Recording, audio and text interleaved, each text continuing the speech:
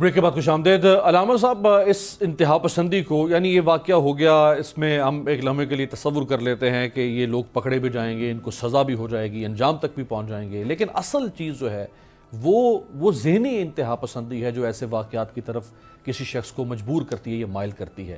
اس ذہنی انتہا پسندی کو پھیلانے میں، کھڑا کرنے میں، پروموٹ کرنے میں، ہوا دینے میں، بھڑکانے میں، شے دینے میں کہیں نہ کہیں مذہبی طبقے کا عمل دخل رہا ہے، اور اس کو بعد میں ہمارا سیاسی طبقہ جو ہے وہ اپنے انٹرسٹ کے لیے کیش کرواتا رہا ہے۔ جو آپ کے منصب پر لوگ بیٹھے ہوئے ہیں، کیا وہ قصوروار آج سمجھیں گے اپنے آپ کو کہ ہاں ہم ہی تھے جو پچھلے 40-50 سال میں ہم نے یہ جو منافرت پھیلائی؟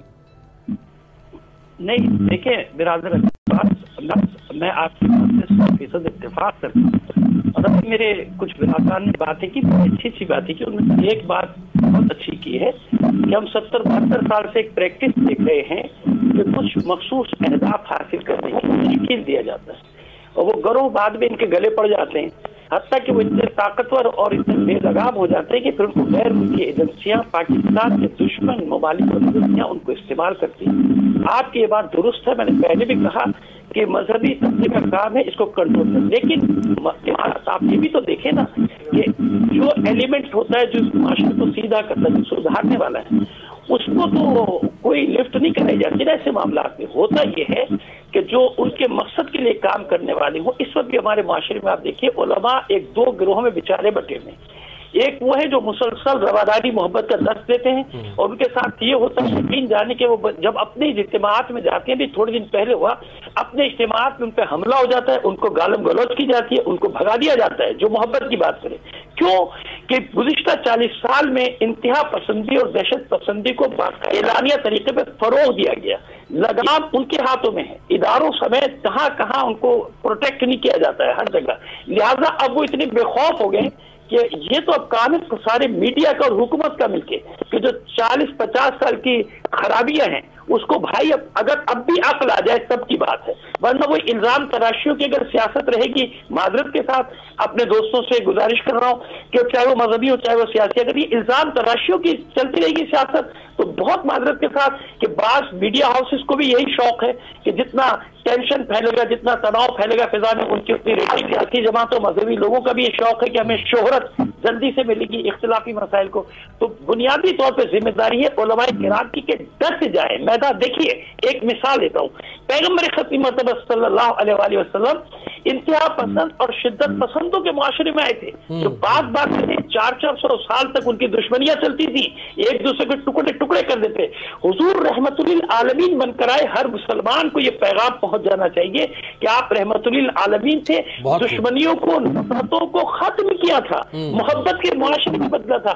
آج ہم بالکل الٹا جا رہے ہیں، نام لے رہے ہیں محبت رحمت للعالمین صلی اللہ علیہ وآلہ وسلم کا، کام کر رہے ہیں بالکل وہ جاہلوں والے، یعنی وہ جو زمانے جاہلیت کے کام وہ کر رہے ہیں، یہ کسی مسلمان کا کام ہے۔ اچھا فرض کر لیں اگر کسی نے کوئی ایسی گستاخی کی بھی ہے تو میرے بھائی کیا یہ موت کا کام ہے کہ وہ جا کے اس کو سزا دے گا؟ کیا کوئی قانون نہیں ہے؟ کیا کوئی کام ہے کہ اپنے وہ جو میں نے پہلے بات کی کہ اپنے خطبات میں، اپنی مجالس میں، اپنی محافل میں اللہ کے لیے اگر ایسا نہیں کیا تو سب سے بڑی گرفت قیامت کے دن علماء کی ہوگی، سب سے بڑی گرفت علماء کی ہوگی۔ اگر اس وقت بھی آپ میدان میں نہیں نکلے، بے خوف ہو کر نکلے، مت ڈریں کہ دہشت گرد آپ کے ساتھ کیا کریں گے، مت ڈریں کہ انتہا پسند آپ کے ساتھ کیا کریں گے، جان آنی جانے والی، لیکن خدا کے لیے اپنے معاشرے کو بچائے، اپنی سوسائٹی کو بچائے۔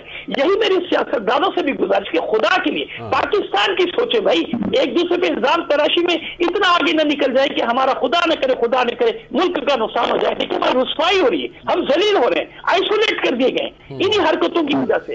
ان حرکتوں پہ قابو پانا سب کی ذمہ داری ہے، صرف علماء کی نہیں۔ میں نے بتا دیا کہ سب سے بڑا حصہ علماء کا ہے، بالکل صحیح۔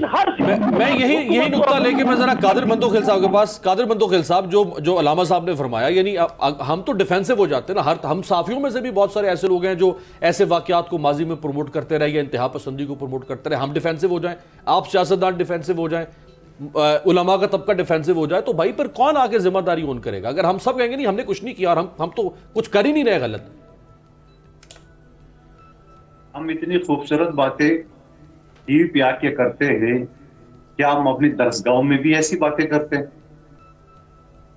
پہلا سوال تو یہ ہے، ٹی وی پہ آ کے بڑی اچھی خوبصورت باتیں کر کے سب کو امن کی جو ہے نا وہ درس دینا, سب چیزیں کرنا, وہی سے کام تو نہیں چلے گا نا. پریکٹیکلی کیا کیا ہم نے؟ پریکٹیکلی ہماری ریاست نے, ہمارے حکمرانوں نے, میری پارٹی سمیت میں سب کی بات کر رہا ہوں, کیا کیا ہم نے. اور یہ واقعہ نہ پہلا ہے نہ آخری ہے, اور دنیا کے سامنے اس وقت ہماری کیا امیج بنی ہے اس کا اندازہ ہے کسی کو؟ اور پھر اس کے بعد میرے ہاتھ میں یا مولانا صاحب کے ہاتھ میں یا ڈاکٹر عبدان صاحب کے ہاتھ میں کچھ بھی نہیں ہے. ہم تو سوائے تعزیت کرنے کے, سوائے تنقید کرنے کے, سوائے مشورہ دینے کا, اور ہمارے ہاتھ میں کچھ بھی نہیں ہے. سٹیپ اٹھانے ہیں حکومت نے, اور جب حکومت کا ترجمان یہ کہنے لگا کہ ہم بے بس ہیں, ہم بیک فوٹ پہ ہمیں جانا پڑا, ہمیں معاہدہ کرنا پڑا, ہمیں گلدستے دینے پڑے, اب کچھ نہیں کر سکتے, تو اس کے بعد پھر عام عوام اور اپوزیشن اور مولانا اور یہ سارے لوگ کیا کریں گے؟ مجھے بات ہے. سوال یہ ہے جس کی جو ذمہ داری ہے وہ ذمہ داری پوری کرنے کے بجائے وہ بیک فوٹ کی باتیں کر رہا ہے, تو آپ مجھے بتاؤ لگام کون دے گا؟ ایسے عناصر کو لگام کون دے گا؟ آپ تھوڑا سا سوچ لیے. میں نے تھوڑی دیر پہلے جو عرض کی ہے کہ لوگ سیلفی کھینچ رہے تھے ان کے ساتھ, یعنی ان سوچ کا اندازہ لگا لے کہ ایک جلی ہوئی لاش کے ساتھ وہ سیلفی کھینچ رہے, اپنا تاریخ کا ریکارڈ کا حصہ بنانا چاہ رہا ہے کہ ہم نے کتنا اچھا کارنامہ کیا ہے. اب ایسی ذہنوں کا قانون کے اوپر عمل Durrani, 20 points national action plan, کہاں گئے وہ نیشنل ایکشن پلان؟ کہاں گئے وہ قانون کی پاسداری؟ جب ہمارے ملک میں مجھے سیاسی بات کرنا پڑتا ہے, جب ملک کی سلامتی کی بات ہے تو ملک کا چیف ایگزیکٹو حاضر ہوتا ہے. میں نے اپوزیشن کے ساتھ نہیں بیٹھنا ہے. اور بھائی آپ اپوزیشن کو ایک طرف پھینک دے, آپ ملک کے سربراہ ہے, آپ قومی سلامتی کے اوپر بریفنگ ہے, اس کے اوپر مشاورت ہے, آپ نے بات کرنی ہے. نہیں جی, کئی اجلاسوں میں نہیں ہے. تو آپ مجھے بتاؤ کہ اگلے جو اجلاس ہوگا اس میں خود بیٹھنے کا اگلا سوال آپ کہے ہوگا اپوزیشن کیوں نہیں بیٹھ رہا؟ اسی وجہ سے نہیں بیٹھ رہے. جب ملک کا سربراہ سنسیئر نہ ہو, جب ملک کا سربراہ سیریس نہیں ہو, تو آگے کیا کریں گے؟ تو میرے بھائی سٹیپ پہلے ملک کے سربراہ نے اٹھانا ہے, علم پہلے بلند کرنا ہے ملک کے سربراہ نے, باقی عوام علماء اپوزیشن یہ پیچھے.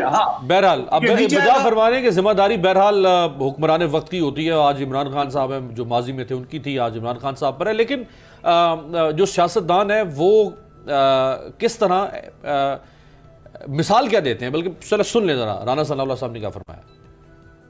جی افنان اللہ صاحب, یہ ٹی ایل پی ماڈل قابل فخر ماڈل ہے کہ جس کو ہم کہیں کہ ہم اس کو اپنائیں گے؟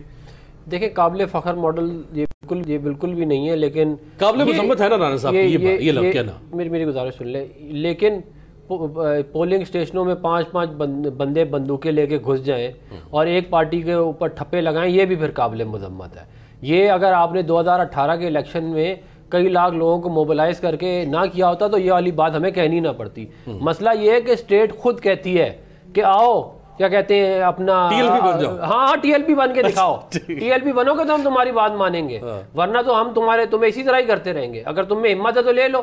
پھر اگر آپ جب میں آپ کو ایک بات, یہ تھوڑا سا آف ٹاپک ہے, یہ جو الیکشن ہے نا, یہ جس طرح 2018 کا کیا گیا ہے, یہ اگر اس طرح ملک کے اندر کیا گیا تو آپ یہ ہم کیا کہہ رہے ہیں, باقی سارے بھی یہی کہہ رہے ہوں گے کہ پھر ٹھیک ہے کہتے ہیں. پھر اگر آپ دیکھیں سیولائز, لیکن سینیٹر صاحب رانا ثناء اللہ صاحب پنجاب کے صدر ہیں پی ایم ایل این کے, وہ عام آفس بیئر نہیں, پنجاب کے صدر, ایک ایم این اے ہے, لا منسٹر رہ چکے ہوئے ہیں. آپ کو لاکھ اختلاف ہو سکتا ہے حکومت سے یا اس کے الیکشن کے جو الیکٹرانک ووٹنگ مشین کے نظام سے, یہ تو نہیں کہنا چاہیے نا کہ اگر آپ نہیں مانیں گے تو پھر ہم وہ کر کے دکھائیں گے جو ٹی ایل پی نے کیا تھا. نہیں, اگر دیکھیں رانا صاحب جو کہہ رہے ہیں وہ یہ کہہ رہے ہیں کہ ہم آپ کو ریک نہیں کرنے دیں گے الیکشن. ہمارا مطلب تو تھا کہ 9 پولیس والوں کو مار دو, راستے بند کر دو, تشدد کرو, للکارو, فتوے لگاؤ. نہیں, ہم پولنگ اسٹیشن کی حد تک بات کر رہے ہیں. ہم وہ یہ نہیں کہہ رہے ہیں, کہتے ہیں کہ ہم اگر پولنگ اسٹیشن میں ہمارا حق جو ہے وہ اس کے اوپر ڈاکہ مارا جائے گا تو پھر اگر طاقت کا استعمال سے ہمیں اپنا حق ملتا ہے تو پھر طاقت کا. دیکھیں میں یہ بات واضح طور پہ آپ کو کہہ رہا ہوں, ہم سر پہ کفن پہن کے جائیں گے پولنگ اسٹیشنوں میں. سبسکرائب کریں اور بیل دبائیں تاکہ کوئی خبر رہ نہ جائے.